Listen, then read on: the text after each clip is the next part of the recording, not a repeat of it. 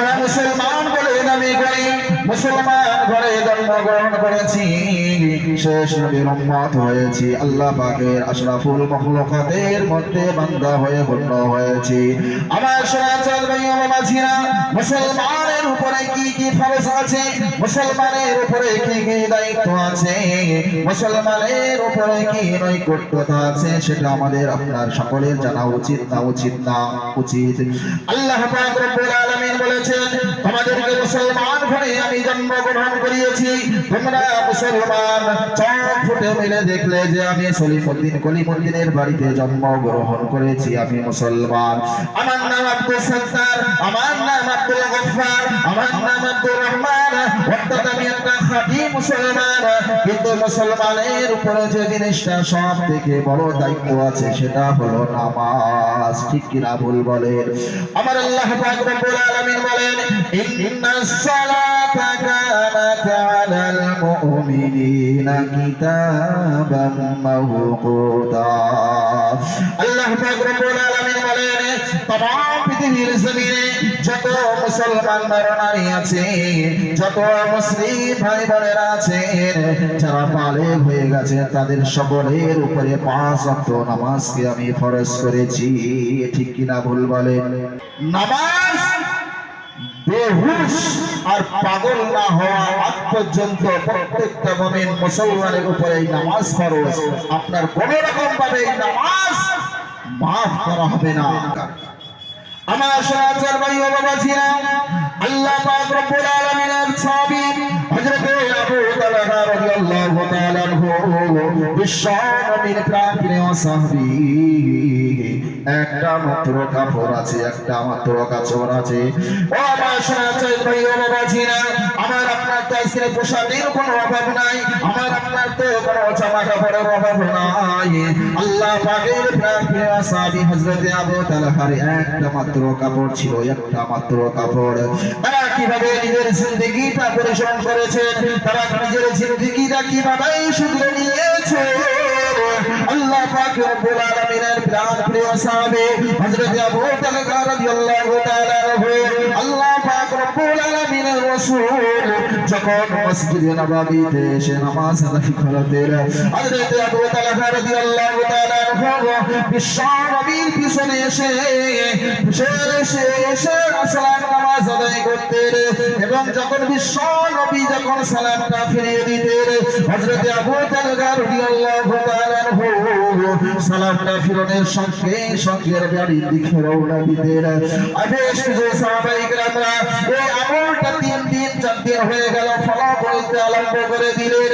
বিশ্ব নবীর কাছে জিজ্ঞাসা করলেন, ইয়া রাসূলুল্লাহ, ইয়া হাবিবাল্লাহ, আপনার প্রিয় সাহাবী হযরত আবু তালহা রাদিয়াল্লাহু তাআলা আনহু মনে হয় নিশ্চয়ই মুনাফিক হয়ে গেছেন, মুনাফিক হয়ে গেছেন।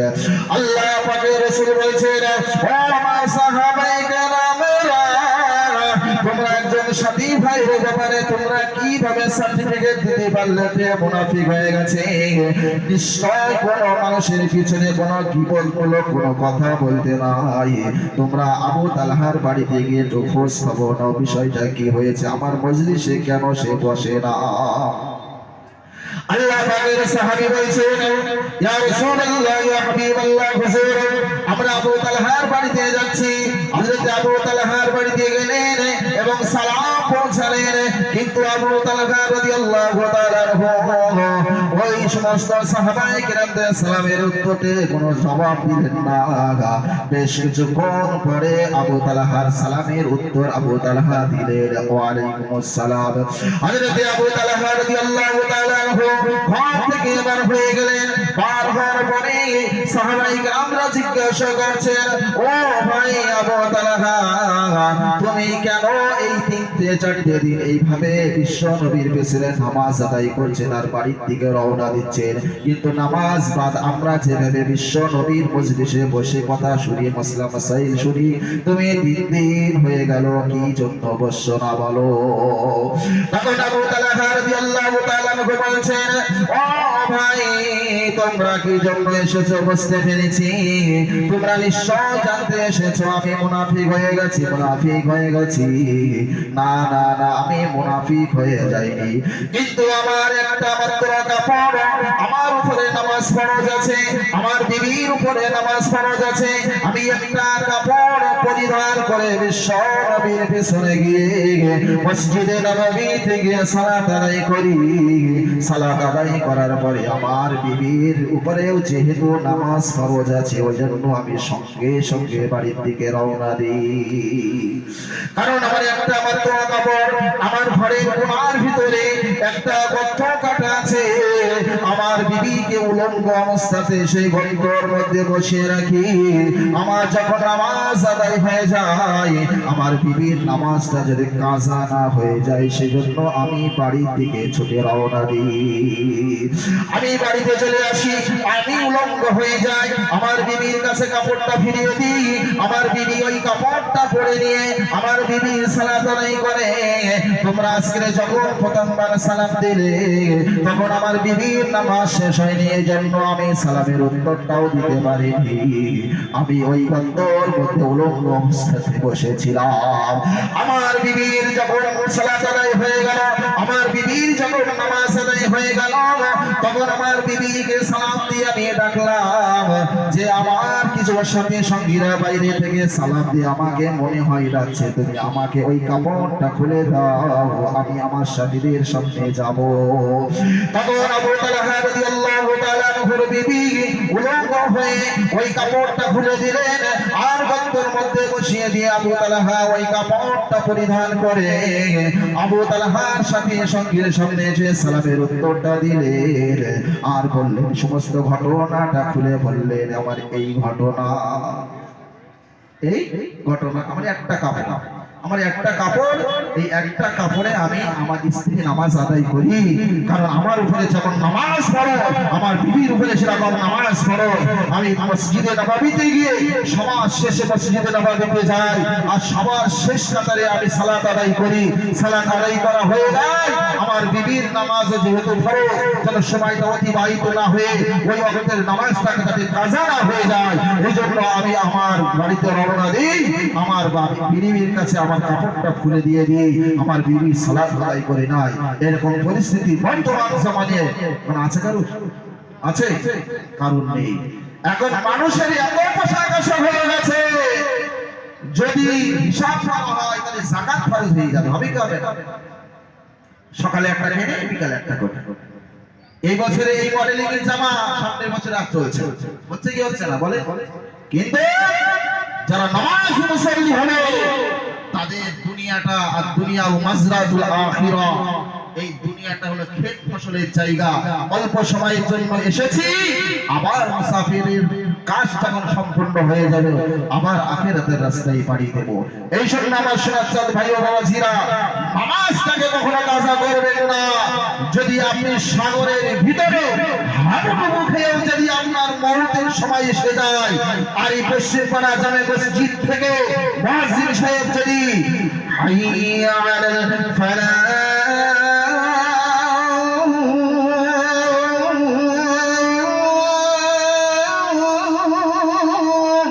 এই আযানের শব্দ আপনার কানে পৌঁছায়, ওই ওয়াক্তের মধ্যেও যদি আপনি ইন্তেকাল করেন, তাও কবরে গিয়ে ওই ওয়াক্তের নামাজের হিসাব আপনার দিতে হবে। আমি কাবে না হবে, এটাই মাসলা। আর আমি আপনি মসজিদ ওখানে পাশে দিয়ে রাস্তা, মুয়াজ্জিন সাহেব আযান দিচ্ছে, আমার আপনার কোনো খবর নাই। যা মুয়াজ্জিন সাহেব বুড়ো মানুষ, কি ভুলভাল বলে বলুক, যা আপনি করুক, আমার মতটাকে কাছে বেরিয়ে যায়। নারে তাকবীর, নারে তাকবীর।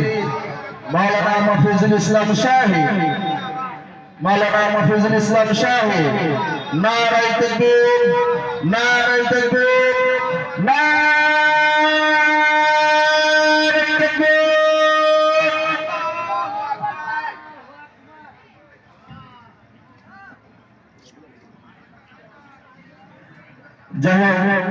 যা কিছু টুটাফাটা আলোচনা আমরা শুনলাম, ইনশাল্লাহ আমরা এর প্রতি আমল করার চেষ্টা করব।